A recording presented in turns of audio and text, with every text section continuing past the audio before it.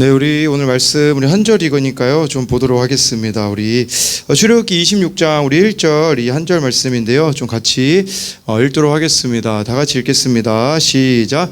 너는 성막을 만들되 가늘게 꼰 배실과 청색, 자색, 홍색 실로 그룹을 정교하게 수놓은 10폭의 휘장을 만들지니. 네, 봐도 무슨 뜻인지 모르겠죠. 우리 지금 큐티가 지금 절망이 시작이 되었어요. 이거 좀 알기가 너무 힘든데, 우리 오늘 말씀 제목 이적시장, 우리 이적시장이라는 제목으로 같이 말씀을 나누겠습니다. 저 앞에 나와 있는 이미지 첼시라는 팀이거든요. 저 팀이 이제 구단주가 바뀌면서 최근에 많은 선수들을 영입했다고 해요. 저게 다 영입한 선수들이거든요. 구단주가 돈을 얼마나 썼냐?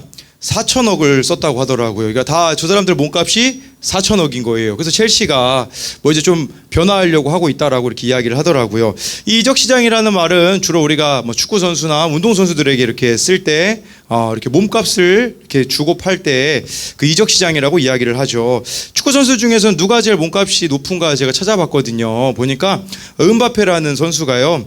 저기 잘 안 보일 거예요. 제가 보면 얼마냐면 이 사람 몸값이 2240억이 된다고 해요. 2240억. 나이도 23살이고. 그러니까 지금 이 사람 이렇게 몸값이 우리는 꿈도 못 꾸겠죠. 그렇죠? 2240억이라고 이야기를 하는데 여러분 이처럼 사람들은 어떤 몸값, 우리의 가치가 얼마나 중요한지를 생각을 한다라는 부분을 이야기하는 거예요.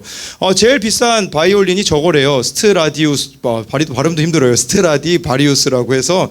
그럼 이 가격이 얼마나 되냐? 이것은 우리나라 돈으로 약 6억 5,900만 원에 해당하는, 이게 한 200년이 넘은 바이올린이라고 해요. 근데 소리가 여전히 손색이 없고 정말 잘 만들어진 바이올린이기 때문에 이렇게 비싼 가치를 한다고 하는 거죠. 제가 오늘 말씀 제목을 이적 시장으로 잡은 것은 여러분들의 가치가 어느 정도라고 생각을 합니까? 그래서 나의 가치는 하나님 앞에서 얼마나 되는가, 이걸 여러분들과 좀 나누고 싶었어요. 인간 그냥 우리 몸의 그냥 가치는 사실 뭐 70-70%의 물과, 그래서 우리 몸으로 이용해서 뭐 만들 수 있는 거는요, 비누 6개에서 7개 정도. 네, 그리고 우리가 또 칼슘은 우리 몸에 있는 칼슘은 어느 정도 되냐? 큰 분필 몇 개 만들 정도밖에 안 된대요. 그리고 뭐 인 같은 경우는 작은 성냥갑 하나 정도 해서 우리 각 사람이 가지고 있는 몸을 이렇게 가격을 매겼을 때 1.78달러밖에 안 된다라고 이야기를 하더라고요. 그러니까 어떻게 보면 우리가 그렇게 가치가 없어 보일 수 있다라는 것이겠죠. 제가요, 예찬이를 이제 유치원에 데려다 주는데, 이건 예찬이가 저기서 사진 찍자고 저보고, 은행 나무길에서 자전거 타다가 찍은 사진인데, 근데 유치원 원장님이 이제 계시는데, 저를 지난주 금요일이었어요. 저보고 뭐라고 얘기하시냐면, 혹시 아버님 운동하셨어요? 이러는 거예요. 저보고 운동선수 출신이냐고. 왜냐면 자기 아들이 야구부인데 저보고 운동선수 출신이라고 하니까 제가 기분이 되게 좋더라고요. 이거 뭐 나쁜 얘기는 아니겠지? 내가 그래도 이제 팔굽혀펴기 열심히 하고 있는데 또 날 알아봐 주나 했거든요. 그래서 제가 아내한테 가서 얘기했거든요. 여보, 내가 그 예찬이 유치원에서 원장님이 운동선수 출신이라고 물어봤어. 그랬더니 아내가 뭐라고 하는 줄 알아요?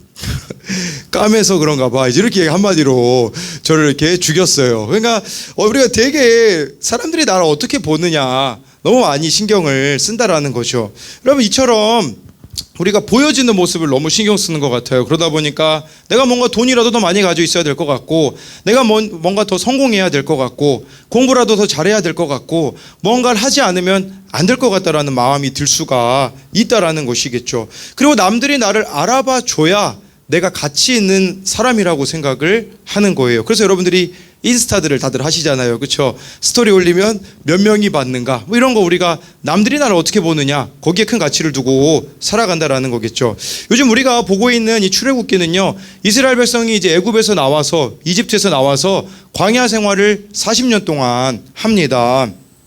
이제부터 여러분들이 주무실지도 몰라요. 갑자기 어려운 내용이 나오는데, 거기서 지금은 여러분 하나님 만나려면 교회, 이 예배당에서 하나님을 만나잖아요. 그 당시는 이렇게 성막이라고 해가지고 이거를 하나님께서 다 정해주신 대로 짓게 하셨어요. 이 성막은 회막이라고도 부르고, 무슨 뜻이냐? 하나님을 만나는 장소였었어요. 네, 그래서 여러분 근데 생각해 보세요. 우리 지금 아산시 인구가 몇 명이죠? 제가 보니까 한 37만, 8만쯤 된다고 하더라고요. 그 전광판 같은 데 뜨는 걸 보니 이스라엘 백성들은 몇 명이었냐면요. 남자만 60만 명이었어요. 그 말은 어린아이와 또 이렇게 여자, 노인까지 합치면 약 200만 명이죠. 그러니까 이 아산시 인구의 4-5배가 되는데 여러분 그 당시는 어떤 시대였냐? 내가 믿는 신이 뭔가 강하다라고 하려면 어떻게 해야겠어요? 건물 같은 거를 크게 지어야겠죠. 화려하게 지어야겠죠. 하나님이 나를 만나는 곳은 이곳이다라고 하고서는 지으라고 다 사이즈까지 주셨거든요. 근데 이 사이즈가 얼마나 되는 줄 알아요? 저 성막 이 사이즈가 보니까요. 저 성막 중에 중요한 부분은 저기 안에 성소랑 지성소 저 부분이 제일 중요한 부분인데요. 요즘 여러분 우리 초등학생들이 친구를 사귀는데 아파트를 물어본다고 하더라고요. 너 어디 아파트 사니? 그래서 좋지 않은 아파트에 살면 친구를 하지 말라고 엄마 아빠가 그렇게 가르친다라고 하더라고요. 이거는 제가 실제로 들은 이야기도 하고요. 근데 여러분 하나님이 계시는 그 성소 지성소의 크기가 얼마나 되냐? 20평도 안 되었다라는 사실이에요. 생각해 보세요. 200만을 대표하는 신인데 20평도 안 되는 공간에 하나님이 이걸 지으라고 하셨던 것은 무엇을 말하는 거겠어요? 하나님이 여러분들을 보시는 것은 외적인 모습이 아니라는 거예요. 우리는 막 뭔가 외적으로 화려하고 드러내고 싶어 하는데 하나님은 우리의 그런 외면에는 관심이 없으시다라는 것을 말씀해 주고 있는 거예요. 그리고 지금 하나님이 계시는 성소와 지성소 저곳을 덮는 덮개를 4개를 하나님이 싸라고 말씀해 주셨거든요. 근데 가장 안에 들어가야 되는 덮개가 우리가 읽은 말씀이었어요. 우리 1절 같이 읽어볼게요. 시작. 너는 성막을 만들되 가늘게 꼰 배실과 청색, 자색, 홍색 실로 그룹을 정교하게 수놓은 10폭의 휘장을 만들지니. 어제 저희가 우리 동균에 가가지고 청년부 모임을 했거든요. 우리 갔는데 나중에는 공기가 좀 탁해지더라고요. 너무 좁은 공간에 많이 들어가가지고.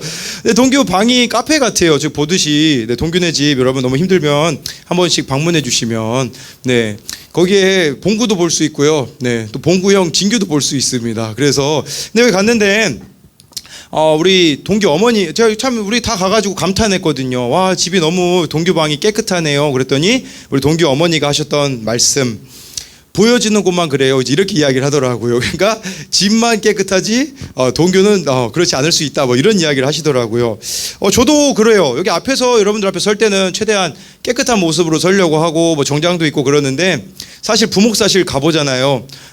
지금 제 부목사실이에요. 완전 쓰레기통 같죠. 왜냐하면 내일까지 과제를 제출해야 되기 때문에 지금 숙제하느라 지금 난리가 났습니다. 이따 GSM이 들어올 텐데 헌금 갖다 놓으러 올릴 텐데 치워주셔도 감사합니다. 제 혼자만의 소망이고요. 이처럼 여러분 근데 하나님께서는 이 성막을 지을 때 그 덮개를 4가지로 덮으라고 하셨어요. 가장 안쪽은 아까 우리가 읽었던 청색, 홍색, 자색실 저 맨 왼쪽에 있는 저거고 그 위에는 저 흰색 보이잖아요. 그 위에는 전체를 염소털로 덮고 그 위에는 또 여기 붉게 물들인 수량의 가죽으로 들고 맨 마지막 그럼 어떤 것으로 맨 마지막으로 덮었냐? 저기 해달에 가죽으로 덮었다고 해요. 무슨 말이냐면요. 겉으로 봤을 때 가장 안쪽에 있는 저 청색, 홍색 자색실이 맨 바깥에 있으면 얼마나 화려했겠어요. 근데 그걸로 하지 말고 해달의 가죽으로 덮어가지고 겉으로 봤을 때는 볼품 없는 모습을 보여주었다라고 하는 거죠. 여러분 여기서 내가 좀 잘생겼다고 생각하는 친구들 있으시잖아요. 그렇죠? 근데 예수님 모습이 어떠셨을까요? 이사야 53장에 보면요. 예수님의 모습은 볼품이 없으셨대요. 그래서 예수님 보고서 누가복음 읽어보잖아요. 이렇게 말하는 사람도 있었어요. 야, 네가 나이가 50도 안 되었는데 이 말은 무슨 말이냐? 예수님 얼굴이 거의 50대로 보였다라는 뜻이에요. 예수님 얼굴 성경에서요. 흠모할 만한 아름다운 것이 아무것도 없었대요. 예수님 얼굴이 너무 못생기셔서 여러분 우리가 아무리 못생겨도 예쁜 부분은 다 한 군데씩 있잖아요. 근데 예수님은 예쁜 부분이 하나도 없을 정도로 못생기셨다라는 거예요. 겉모습 예수님 봤을 때 너무 초라해 보이셨던 거죠. 이 성막 덮개도 해달 가죽으로 맨 밖을 덮으니 생각해 보세요. 얼마나 침침하고 겉으로 보기에는 참 볼품이 없었겠습니까? 근데 중요한 것은요. 여러분 안쪽으로 갈수록 아름다울 수 있다라는 것을 말해주고 있는데 이것은 무엇을 말하는 거냐면 오늘 말씀해 보니까 가장 안쪽을 아름답게 하라고 했는데 여기서 정교하게 수놓은이라는 이 단어를 히브리어로 보니까 예술품, 작품이라는 뜻이 있더라고요. 하나님이 여러분들에게 원하시는 모습이 있어요. 그것은 무엇이냐? 여러분들의 외면이 아니라 내면이 아름다운 사람들이 되기를 원하신다라는 거예요. 여러분, 이 내면은 보여지지 않는 부분이고 여러분들이 하나님과 어떤 관계를 맺고 살아가고 있느냐, 거기에 관심이 있다라는 거예요. 두 번째로 여러분, 이것을 통해서 우리가 알 수 있는 것은 무엇이냐면 여러분들이 예술품이라고 해주고 있거든요. 여러분들의 가치는 세상이 매기는 게 아니라, 다른 친구들이 매기는 게 아니라, 학교 선생님이 매기는 게 아니라 하나님이 여러분들의 가치를 매기신다라는 거예요. 에베소서 2장 10절에 이런 말씀이 있어요. 우리 같이 읽어볼게요. 시작. 우리는 그가 만드신 바라 그리스도 예수 안에서 선한 일을 위하여 지으심을 받은 자니 이 일은 하나님이 전에 예비하사 우리로 그 가운데 행하게 하려 하심이니라. 여러분들을 하나님이 만드신 바래요. 이 만드신 바라, 이걸 제가 헬라어로 보니까 포이에마라는 단어예요. 여러분, 영어로 시가 뭐죠? 포엠이잖아요. 이 포이에마라는 단어에서 온 거예요. 여러분들이 시래요, 시. 여러분들이 걸작품이래요. 영어로는 마스터피스라고 해서 걸작품이라고 하고 있거든요. 하나님은 여러분들을 어떻게 보시냐? 한편의 아름다운 시와 같고 여러분들을 걸작품으로 하나님이 보고 계시다라는 거예요. 내가 뭔가를 잘해서가 아니에요. 여러분, 존재 자체가 하나님 보시기에는 손색이 없는 걸작품이라고 말씀을 하신다라는 거죠. 여러분, 세상에서 제일 비싼 그림이 이거래요. 제가 찾아봤거든요, 인터넷에서. 이게 작품 제목이 뭐냐? 매일 첫 5,000일이라는 작품이에요. 그러니까 이 사람이 13년 동안 매일 찍은 5,000장의 사진을 합성시킨 거예요. 이거 가격이 얼마냐? 무려 780억 원이라고 하더라고요. 네, 이해가 안 되죠. 우리로서는 이해가 안 되죠. 제가 알기로는 우리 지은 쌤은 뭐 갤러리 같은 데 가는데 되게 미술 작품 보는 거 좋아하시는데, 네, 지은 쌤은 왜 좋아할까요? 지금까지 미술을 하셨기 때문에 가치를 알죠.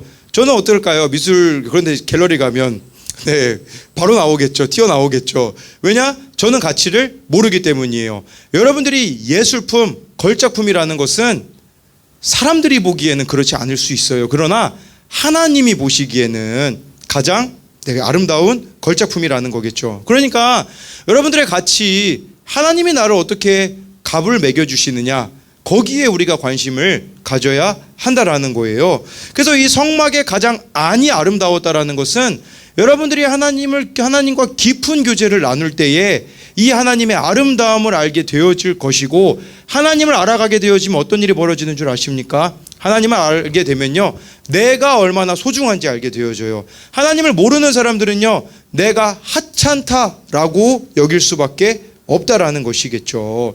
여러분, 이제 저도 이거 설교 준비하는 저도 힘들고 듣는 여러분들도 힘들죠. 네, 다음 달까지만 고생해 주시면 되는데요.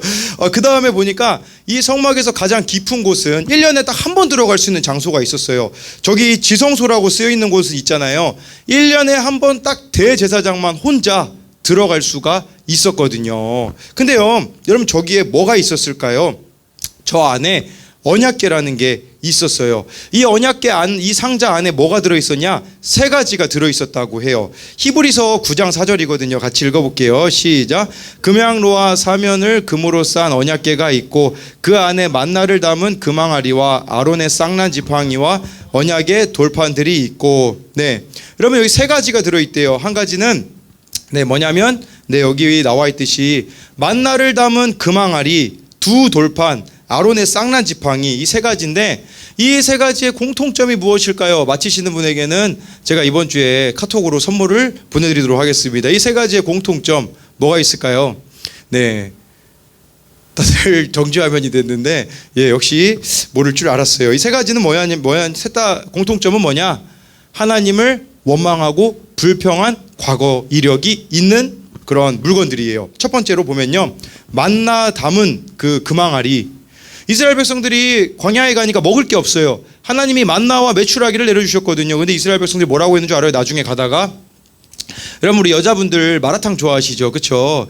1일 1마라탕 하는데 한번 마라탕을 여러분 30년 동안 마라탕만 먹는다고 생각해봐요. 질리겠죠. 그러니까 이스라엘 백성들이 이 만나를 처음에는 막 되게 감사했어. 여기 광야에서도 먹을 게 있구나. 근데 나중에 어떻게 했냐면 차라리 이집트에서 고기 먹던 시절이 그립다라고 하면서 하나님을 원망했던 기록이 이 만나, 그걸 말씀해 주고 있어요. 두 번째는요, 이 아론의 쌍난 지팡이를 넣어놓으라고 했거든요. 이건 무엇을 말해주는 거냐면 이스라엘 백성들이 나중에 교만해져 가지고 아론과 모세를 막 원망불평하고 지도자를 이렇게 막 무시했거든요. 그때 하나님이 나타나셔가지고 야, 너희들 지파별로 지팡이 하나씩 가져와 봐라. 그때 아론의 지팡이에서 싹이 나게 하심으로 지도자들을 무시하지 말라고, 지도자에 대하여 원망불평한 것을 하나님이 회개하게 하신 게 두 번째 아론의 쌍난 지팡이고, 마지막은 두 돌파는 십계명이 기록되어 있었어요. 여러분, 이 모세가 십계명 받으러 갔을 때 이스라엘 백성들 뭐 했나요? 금송아지 만들어 가지고 하나님을 섬기는 게 아니라 금송아지를 숭배했던, 하나님을 원망하고 불평하고 불순종했던 것들이 이 안에 들어 있었다라는 거예요. 이번 주에 청소년들과 청년들을 만났는데 저에게 이런 말을, 질문들을 이번 주 따라, 지난주 따라 많이 하더라고요. 그 무엇이었냐면, 하나님이 아니라 제가 하나님이 아니죠. 목사님, 이 하나님이 이래도 저를 사랑하실까요? 이 질문을 지난주에 진짜 많이 들었어요. 그래서 제가 이야기해 줬어요. 사랑한다고. 그럼 로마서 1장, 1장 26절부터 31절까지 보면요, 사형에 해당하는 죽을 수밖에 없는 사람들의 죄의 목록이 나와 있어요. 26절, 27절 같이 읽어볼까요? 시작. 이런 이유로 하나님은 사람들을 부끄러운 욕망의 노예로 살게 내버려 두셨습니다. 여자들은 남자들과의 자연스러운 성관계를 여자와 성관계를 갖는 것으로 바꾸었습니다. 이와 똑같이 남자들도 여자들과 행하는 자연스러운 성관계를 버리고 남자들끼리 정욕에 불타 남자가 남자와 부끄러운 짓을 했습니다. 그래서 스스로 그 잘못에 합당한 벌을 받았습니다. 동성애 말하는 거예요. 이 동성애, 하나님을 떠난 사람들에게 나타났던 삶의 모습이 동성애가 있었고, 28절에 보니까요, 사람들이 하나님 아는 것을 하찮게 여겨가지고요 타락한 생각에 빠지게 되었고, 29절에 하나님 없이 살아가는 사람들, 불의, 악행, 탐욕, 악독, 시기, 살인, 그 다음에 뭐 속임, 또 여기 보니까 남의 말하는 거, 30절에 비방하는 거, 하나님 미워하는 거, 거만하고 건방진 거, 부모님께 순종하지 않는 거, 이 모든 것이 다 지옥으로 가는 죄라고, 원래 우리는 이 죄를 가지고 있기 때문에 죽을 수밖에 없는 자들이라는 뜻이 있는 거예요. 여러분, 근데요, 이 죄에 해당하는 사람들이 있을 수 있겠죠. 근데 기독교에서는 왜 동성애가 합법이 되는 걸 반대하는 줄 아세요? 동성애자들이 미워서 그런 게 아니에요. 동성애자들이 미워서 그런 게 아니라, 전 이 말씀이 어떻게 보이냐, 이런 죄를 짓는 사람이라고 할지라도 하나님을 만나면 회복될 수 있어요. 세상 사람들은 동성애가 회복이 안 된다라고 이야기를 해요. 자연적인 거라고. 자연적인 거면 회복된 케이스가 아예 없어야 되잖아요. 있어요. 동성애자였다가 괜찮아진 사람들, 예수님을 만나고 나서 변화된 사람들이 있다니까요. 전 이 말씀이 어떤 의미로 다가오게 되어지냐면, 어떤 죄를 지었다고 할지라도 하나님께 돌아오기만 한다면 회복될 수 있다라는 말씀으로 여겨지게 되더라고요. 그 언약궤 뚜껑의 이름이 있었어요. 그 언약궤 안에 아까 세 가지 있었잖아요. 저 뚜껑의 이름은 뭐냐면 속죄소, 시은자라고 해요. 시은자 때문에 우리 박시은의 이름이 여기서 나왔다고 하더라고요. 근데 속죄소라는 말은 무슨 말이냐, 내가 그 안에 들어있는 것은 불순종했던 것들이잖아요. 내 내면이 하나님이 아닌 불순종의 죄를 지었던 자인데 뚜껑이 뭐로 덮이냐, 속죄소라는 것은 예수님의 그 십자가 보혈로 우리를 사해 주신다라는 거예요. 시은자는 무슨 뜻이냐, 은혜를 베풀어 주시는 자리라는 뜻이에요. 그러니까 여러분들이 어떤 죄를 짓는다고 할지라도 예수님께 돌아오기만 한다면, 예수님은 그 십자가의 보혈로 더럽게 여겨지는 내 인생을 깨끗하게 해주시고, 비참하다라고 여겨지는 내 인생 가운데 은혜를 베풀어 주셔서 다시 살게 하신다라는 의미가 여기에 담겨져 있는 거예요. 이 은혜를 여러분들이 입으면 어떻게 되는 줄 아십니까? 만나와 메추라기 매일 거둬야 됐거든요. 매일 하나님과의 관계 속에서 살아가게 되어지는 거예요. 내가 정말 예수님의 이 사랑의 가치를 알잖아요. 매일매일 감사하며 살아갈 수 있는 것이고, 아론의 쌍난 지팡이, 여러분, 선생님들이 여러분들에게 이렇게 매주 또 연락하잖아요. 오늘 재민이 우리 초등학생애가 저한테 물어보더라고요. 주일학교 선생님은 돈 받고 하는 거냐고 저한테 물어보더라고요. 어떤 아이가. 아니다. 그럼 얘가 궁금한 거예요. 그럼 왜 주일학교 선생님들은 이렇게 저희들을 이렇게 먹을 것도 사주고 해요? 그래서 하나님 사랑하기 때문에 그렇단다라고 했을 때 여러분들이 진짜 예수님의 사랑을 알게 되어지면요, 네, 우리 여러분들이 선생님들을 사랑하게 될 거예요. 여러분들을 위해서 수고하고 여러분들을 잘 섬기려고 정말 일주일에 5번씩 새벽기도 나오는 선생님도 계시고, 예, 매일 큐티하는 선생님들도 계시고, 선생님들이 얼마나 여러분들을 사랑하려고 노력하고 있습니까? 근데 여러분들이 정말 예수님의 사랑을 안다면 선생님들을 또 이렇게 같이 사랑하게 될 것이고, 또 한 가지는요, 십계명 말씀을 사랑하게 될 겁니다. 말씀을 읽지 않은 그리스도인은요 가짜예요. 이건 예수 믿는 게 아니에요. 여러분 성경에 근데 이 나중에 몇천 년이 흘러요. 근데 거기 어떤 내용이 나오냐? 제가 이거 한 가지만 좀 예를 드리고 마칠게요. 이 언약궤가 이제 나중에 시간이 흐르고 흘러서 다윗이 왕이 됐을 때 있잖아요. 이 언약궤를 이제 가지고 오고 싶은 거예요. 근데 이 언약궤가 어디 있었냐? 이스라엘하고 블레셋하고 싸움을 하는데 이 언약궤를 들고 가면 이길 줄 알고서 갔다가 이 언약궤를 블레셋 나라에 빼앗겨 버린 거예요. 그래서 이 언약궤가 아비나답이라는 사람의 집에 있었습니다. 이 아비나답이라는 사람의 집에 있었는데, 아비나답이라는 사람의 아들은 아효와 우사라는 사람이 있었어요. 다윗이 이것을 예루살렘으로 갖고 오고 싶어가지고, 원래 사람이 들어야 되는데 몰랐던 거 봐요. 소 수레에다 싣다가 걸어가고 있다가 갑자기 소가 움직여 버린 거예요. 왜냐면 막 몇만 명이 모여가지고 소리 질렀으니까 소가 놀란 거죠. 그래서 그 수레가 쓰러지는데 그걸 누가 이걸 떨어지니까 잡아야 되잖아요. 우사라는 사람이 손으로 만졌거든요. 이 하나님의 법궤를, 언약궤를. 어떤 일이 벌어졌냐면요, 그 자리에서 즉사했어요. 하나님 너무하신 거 아니야? 라는 생각이 들 수 있겠죠. 근데 여러분 놀라운 것은 아비나답의 집에 이 언약궤가 몇 년 있었냐? 많은 사람들이 그렇게 이야기해요. 제일 적은 숫자로 20년 정도 있었을 거라고. 아마 이 아비나답의 집에 이 언약궤가 20년, 30년 막 있었을 거예요. 근데 아무런 일도 일어나지 않아요. 우리들의 모습일 수 있어요. 예수님 믿은 지 10년 되고 20년 되고 30년 됐는데 아무 일이 일어나지 않아요. 죽어 있는 거예요. 우사는 이미 죽은 거였어요. 이거 만져서 죽은 게 아니라 이미 하나님에 대하여서 관심이 전혀 없었기 때문에 이미 죽어 있는 상태였거든요. 그래서 이 언약궤가 나중에 어디로 가게 되어지냐? 오베데돔이라는 사람의 집에 가거든요. 3개월밖에 안 있었거든요. 성경에 이런 기록이 나와 있어요. 하나님이 오베데돔의 집에 복을 주시니라. 아비나답의 집에는 20년 넘게 있었는데 아무 일이 일어나지 않았는데, 오베데돔이라는 사람의 집에는 3개월만 있었는데 일이 일어났다라니까요. 내가 몇 년 예수님 믿는 게 중요한 게 아니에요. 그게 아니라 정말 여러분들이 하나님을 사랑하고 있느냐라는 거죠. 하나님을 정말 사랑하면요 반드시 일어나는 사건이 있어요. 뭐냐면 내가 바뀌게 되어져요. 내 삶이 바뀌게 되어지는 거예요. 10년, 20년, 30년, 40년, 50년 예수님 믿고도 삶이 바뀌지 않는다면 가짜예요. 가짜. 정말 내가 이 말씀을 사랑함으로써 하루하루 살아가게 되어진다면 불가능해 보이는 일도 이루어진다라는 사실이에요.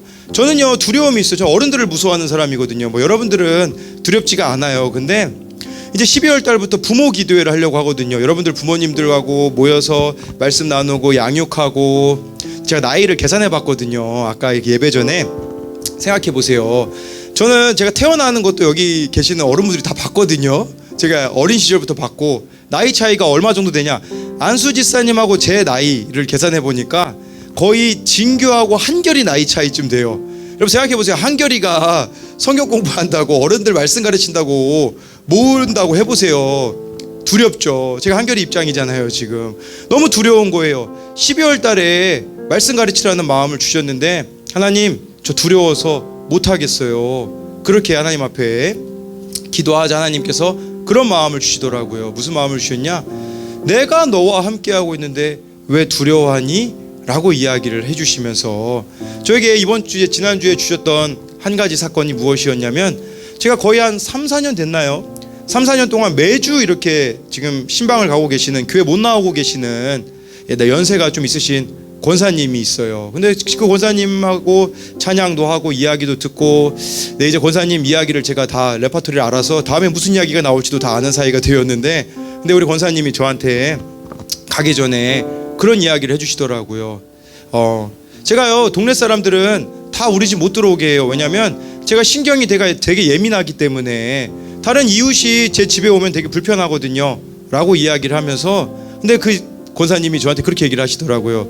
근데요, 제가 유일하게 집 비밀번호를 가르쳐 준 사람이 있어요. 바로 목사님이에요. 그 얘기를 하시더라고요. 제가 그 얘기를 들으면서 들었던 생각이 무엇이냐면, 내가 하는 일이 아니라 하나님이 하신 일이구나 라는 생각을 하게 되었고요. 어제 우리 동규가 그런 얘기를 해줬어요. 우리 안수 지사님하고 대화를 나눴는데 너무 많은 위로를 받았다라고 하더라고요. 우리 안수 지사님이 동규 보고 그런 이야기를 해줬다고 하더라고요. 동규야, 너는 엘리트 코스를 밟고 있다라고 이야기를 해주셨다고 하더라고요. 무슨 말이냐면, 동규가 지금은 개인적으로 우울증도 있고 저한테, 우리 청년들한테 그런 얘기를 했어요. 지금 밑바닥을 찍고 있다고. 근데 밑바닥인 줄 알았더니 더 밑바닥이 있어가지고 힘들다라고 이야기를 했는데, 우리 동규 아버지 안수 지사님은 동규가 엘리트 코스를 밟고 있다라는 것은 뭐냐면, 하나님이 이 아이를 언젠가는 회복시켜 주실 거라는 믿음이 있다라는 뜻이거든요. 안수 지사님이 동규를 바라보는 그 시점이 누구의 시점인 줄 아세요? 하나님이 여러분들을 바라보는 시점이에요. 밑바닥인 것 같고 끝인 것 같고 더 이상 내가 일어날 수 없을 것 같을 때가 우리들 가운데 있잖아요. 그때 여러분들이 기억해야 되는 것은 뭐예요? 시은 자를 기억하세요. 모르면 박시은이라도 기억하세요. 무슨 뜻이냐? 그 자리가 은혜 베풀어 주시는 자리다. 그 자리가 나의 죄를 용서하시고 새롭게 하게 하시는 자리다라는 거예요. 그러니까 여러분들 인생을 포기하지 마시고, 하나님은 여러분들을 그런 관점으로 보지 않으세요. 여러분들이 죄를 짓는다고 할지라도, 무너진다고 할지라도, 내 삶이 끝인 것 같아 보인다고 할지라도 하나님은 그렇게 여러분들 보지 않으세요. 너는 나의 걸작품이란다, 너는 나의 예술품이란다 라고 말씀하시는 그 하나님께만 반응하는 여러분들이 되었으면 좋겠습니다.